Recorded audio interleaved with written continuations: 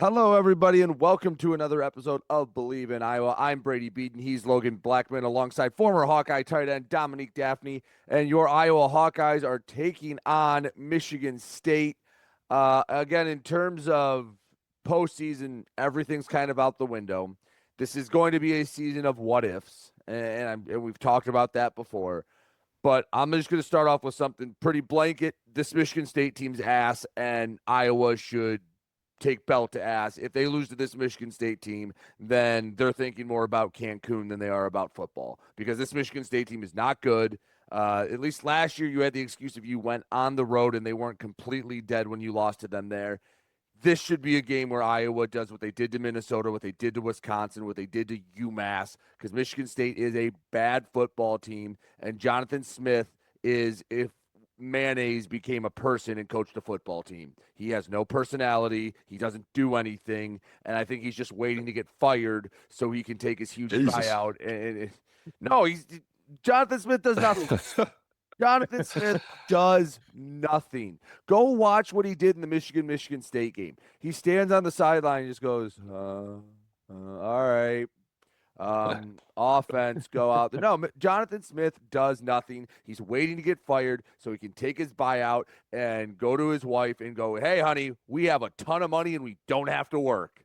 Let's go on vacation." Because Michigan State is a cautionary tale. Here's how we can tie it into Iowa. Michigan State is a cautionary tale of what happens when you lose a legendary coach like Mark D'Antonio. You hire a guy that's maybe not the best dude in Mel Tucker, and the spiral you can go on if you miss that next hire and what could happen with possibly in the future life after Kirk Ferentz. Anyway, Michigan State's ass. Iowa should whoop them. Logan, Dom, you can take it away before I rant for 30 minutes. Well, it's kind of funny because Michigan State looked like they were building something there when Jonathan Smith first got hired. They were like, okay, we're going to build up the offensive line like he did at Oregon State. We brought in Aiden Childs with him. Like it's going to be this slow process, but they're going to slowly build up. And then they beat Iowa last year. But yeah, this year they're just bad. There's no other real way to put it. They're just a really bad football team. They've lost 7 consecutive games in a row. Aiden Childs has been hurt for the past couple of games.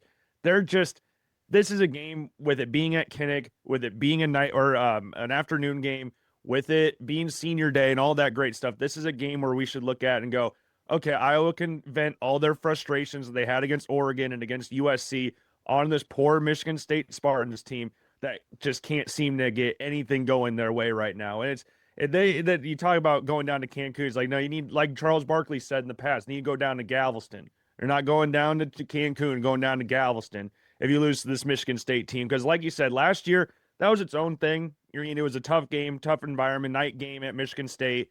They just got caught. Just got caught. Simple as that. And they got beat. Aiden Childs played really well. And this year doesn't look like he's going to play. He's walking around with a boot on against Penn State. So we'll have to see. But yeah, this is a game where you could look at and go, Iowa should have a very comfortable game, especially given all the past couple games Iowa's had.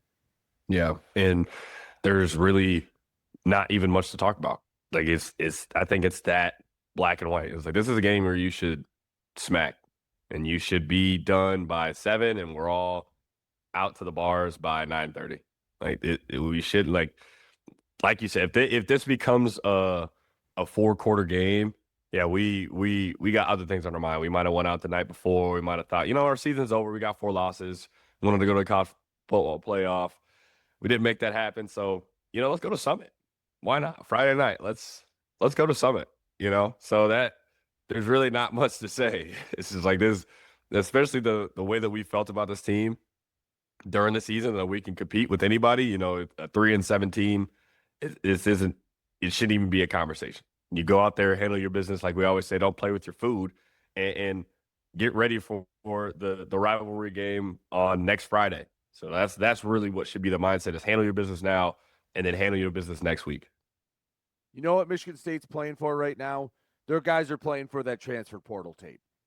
Because, again, Jonathan Smith's a lame duck head coach. Why Michigan State hasn't come out and either said, he's our guy, a la Maryland or Luke Fickell at Wisconsin, or just taken him to the gallows and said, bye-bye, like, let's get a head start on the coaching hire.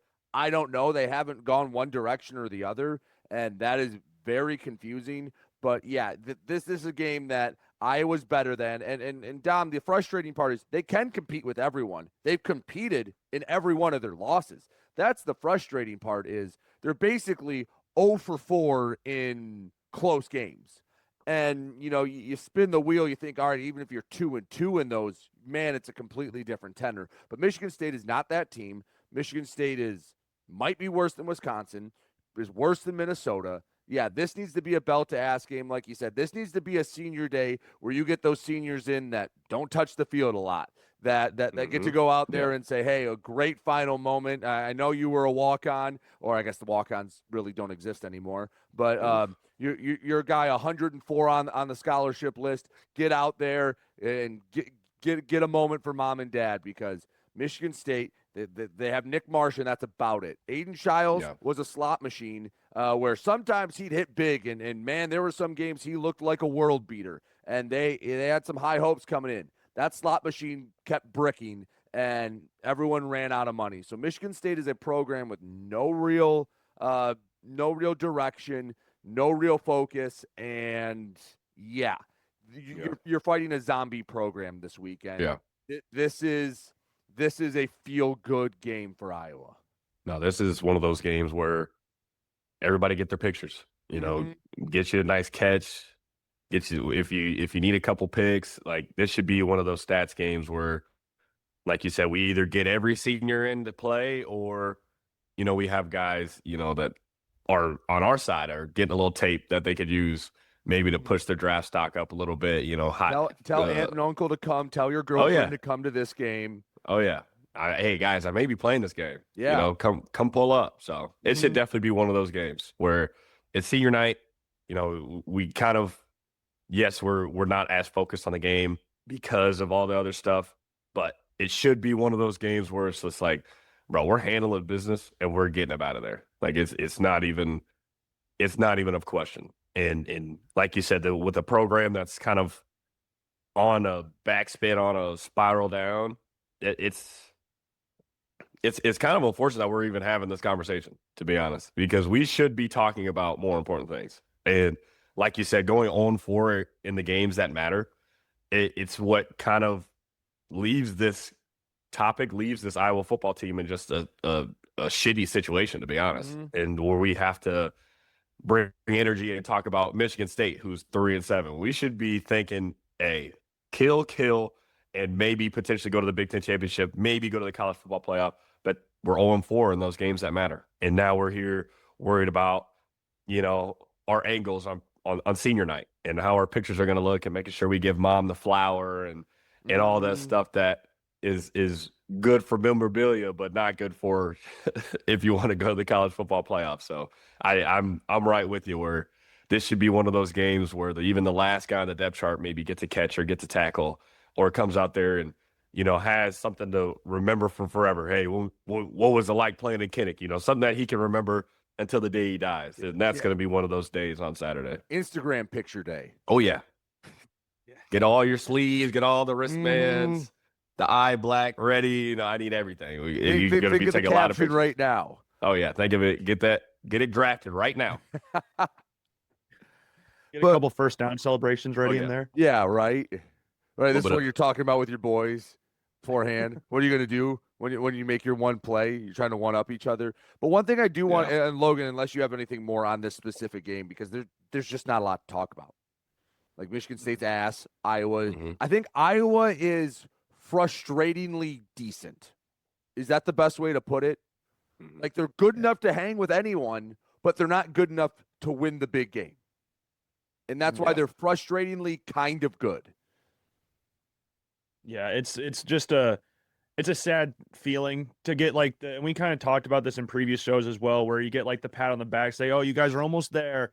You almost had them. It was almost. You almost beat them. You almost beat them. You're this close. You're this close." It's annoying being the this close team or the nearly team, or, man, you gave them your best shot team. Like, I want to be the team that goes out there and then, oh wow, you beat 21st ranked USC, you beat 9th ranked Oregon, you beat whatever they were ranked, Indiana. Like, that, it's nice to feel the, you're good. You're a good football team, but you got to prove that as well. And now you got to go into this season and like what's so frustrating. I was talking about this to one of my friends the other day. Prior to the season starting, I had Iowa as 8-4. That was my preseason prediction, but that was before the season started. And now Iowa looks like they're gonna finish 8-4. And now I'm looking like it. I'm kind of annoyed that they're gonna finish 8-4 at this point in time. Like it sucks, but this game against Michigan State just gotta lay the hammer down, like you guys have said. And it's going to be cool seeing a quarterback walk on senior day. I don't feel like they've had that in a while. Kate McNamara didn't walk last year. So you got a quarterback walking out this year. So that'll make it interesting. But yeah, it's one of those like what could have been seasons. You got something like you lost 4 games by combined 15 points. Minnesota by that stretch has lost 4 games and one of them has been by less than 15 points. Like that's the different, like they have the same record, but they're different at the same time. But it doesn't matter because, as the old saying goes, you are what your record says and that stuff. So, yeah, frustrating season, but it's positives for next year. But, yeah, frustrating as you go in these last couple games of the season. You know what? Just because we don't have a lot to talk about, do you want to go over Caden McNamara's East Tennessee stats for his last year of college football? Yeah. All right, Crazy. so he's played a lot. He has thrown more passes in this season, except for the year with Michigan that they went to the college football playoff. In his 187 pass attempts, he has 1,200 yards. He completes 67% of passes, which is a career high. He has a whopping 7 touchdowns. Ooh. And 6 picks. Jeez. And East Tennessee is 6-5. They have a big matchup with the Citadel this weekend. Ooh. Yeah, I'm surprised the Citadel isn't playing like South Carolina. That's a classic week before Thanksgiving game in the SEC. Oh, they did Ole Miss a couple weeks ago. Oh, there you go. Yes. There you go. Sorry, I wasn't tuned into that one. My apologies out there. But one thing I want to circle back on that I mentioned earlier that we can kind of tie to Michigan State is, it wasn't. I guess it was longer ago than we want to admit, but it wasn't that long ago. Dom, when you were in school, Michigan State was a team that was feared.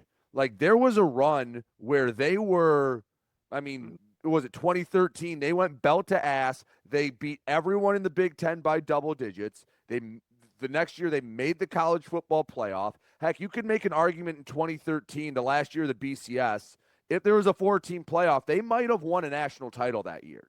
That was the year they got screwed against Notre Dame, and then they ran the table. They beat an undefeated Ohio State team in the Big Ten title game by double digits, and they ended up like number 3 in the country. That was the year they won the Rose Bowl. And Michigan State and Iowa have been a program that has always been very similar. Like a team that, no, you're not expecting them year in and year out to be dominant, but every 3 to 4 years you expect them to jump up and be really solid. Well, ever since Mark D'Antonio's time ran out and it was time for him to go when he did, they had the one K9 year with Mel Tucker and Kenneth Walker. And that man got Mel Tucker paid, and then he's subsequently he ruined it himself, to put it the most PC way possible. He kept chopping for sure. And they've kind of been an aimless program ever since then. And, Kirk Ferentz can be frustrating because it feels like he has a high floor, but sometimes it feels like that ceiling's low with him. But they are a cautionary tale of what can happen for a program that has resources. They have a huge alumni base. They have a lot of resources to use, but they haven't found that right coach. They haven't found that right leader. And the program's kind of spiraled since they got rid of D'Antonio. So I'm not saying that when Kirk Ferentz, whenever he hangs it up, it's going to be like that. But that is what can be on the other side. Our friends at Nebraska are another example of, hey, Bo Pelini 9-3 isn't good enough. A lot of Cornhusker fans would give their left nut to be 9-3 right now because they have been bad for a while. So just kind of programs that have been similar over the last 10 to 15 years, Iowa has kind of stayed steady where Michigan State has taken a friggin' nosedive. Well, yeah, it was kind of interesting going into the year. There were some people on CBS that thought Iowa was going to be this, they could win 5 games this year, but that's not what Kirk has done throughout. He has that lone season with James Vandenberg his senior year where they went 4-8. But apart from that, and despite his early years, the 4-8 season, but Iowa, like you said, has been really consistent with the 8 wins, 9 wins, 7-win seasons. So it was kind of looking at that going, Iowa's not going to do that because they're the model of consistency in college. Well, whether that's frustrating or positively or whatever, but they are going to grind out wins. And yeah, it's always scary to think about what could be on the other side. Like, yes, you could strike gold. You could get someone awesome there, but there's a really solid chance that you don't at the same time. Like, again, you brought Nebraska, Michigan State. Like, what's Penn State looking like this offseason? Like, what are they going to look at there? They're in and trouble.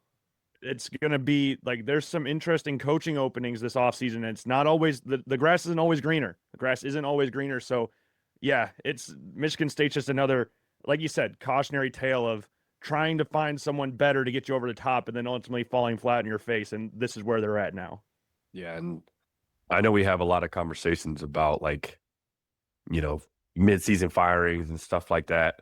And while we look at Iowa and it could be frustrating, I think it's a good point to add that, like, we have been extremely consistent for a long time, and that's not normal. I have this argument with literally yesterday about, I always say I'm down here in SEC country, so I always got to go to bat for the Big Ten, but arguing that consistency really only happens for about 4 or 5 teams in the Big Ten, in the SEC, where it's like your blue bloods, where they're constantly good, where they're constantly winning 8 games, 9 games a year, fighting for the 2 spots in the championship game. And that doesn't always happen. So I know there's always a lot of frustration when it comes to the Iowa football team. And, sometimes our stagnation, and sometimes, God, we could really be like this year. We could really be a lot better than what we put on film. And, as much as you want to talk, there are teams who would love to be 6-4 right now, already going to a bowl game, or there are some teams with their bags packed, ready to go home for that winter break. So it's like, yes, we have, what is it, success? I don't know what it's called, but we've had too much success, or where we want more. But then sometimes you have to look at the bigger picture, and like, there's people who don't even get this opportunity, who don't even get the chance to go to bowl games every year, or potentially fight for the 10, 11, 12 seed and be right there. So it's like, while yes, we want more, I mean, we have to really look at the grand scheme of things. Sometimes it'd be like, it could be a lot worse. We could be constantly, it could be Thanksgiving, and we're like, God, we need this for our 6th win. We need this for our 6th win. That could be us every year. That could be Iowa, but it's not. And they're consistently good and consistently a team that you can rely on. What I want, me personally, in the future, is for us to stop acting like we're little brother, and take those big swings at $3 million guys, at whatever. Like, take those big swings. The recruiting trail's been good this year. What is it, like 7 4-stars have committed? Yeah. So it's like, I want us to keep going, keep doing that. Like, I feel like there's, because we're Iowa, we assume, people don't want to come play here. People don't want to. We'll get the 3-star guy and turn him into a 5-star guy. It's like, no, dude, this is a consistent program that not only is consistently good, but consistently puts people in the NFL. And guys want that. That's why you weirdly see guys like Kamari Moulton, who come from sunny 85-degree all the time Florida, and want to go to Iowa City, and is like, yeah, I've never seen snow before in my life. I was like, yeah, because it's a good program. It's Big Ten. It's you play really good teams, and you're constantly fighting for potentially going to the Big Ten championship. Like, guys want to play here. Guys want to go to Iowa. They go to Iowa City, and they're like, God, it feels like a family here. Like, I've heard so many people talk, like, we go to Iowa City, and it's so much fun, and people, really get along, and it's a family environment. And so it's like, I want us to take that next step and finally start acting when it comes to recruiting like we're the Ohio States of the world. Because there are people, Columbus, Ohio, you think there's a lot to do in Columbus, Ohio? No, there's not. I've been there. Now, so it's like, the one thing I will say, and no disrespect to the state of Iowa, but it's not necessarily a talent breeding ground. It's not like, listen, Columbus, Ohio, no, it's not on a top 10 destination. But I will tell you, there's a hell of a lot of talent that comes out of Columbus, Ohio, and the surrounding area. The state of Ohio produces a lot of great college football players. I can argue these days that Iowa's right there. Oh, listen, in certain spots, yes, but Ohio, like, and to a bigger degree, Texas, Florida. My point being is you're not in a breeding ground where Kirk Ferentz can leave the Kinnick and go within 30 miles and get half his roster.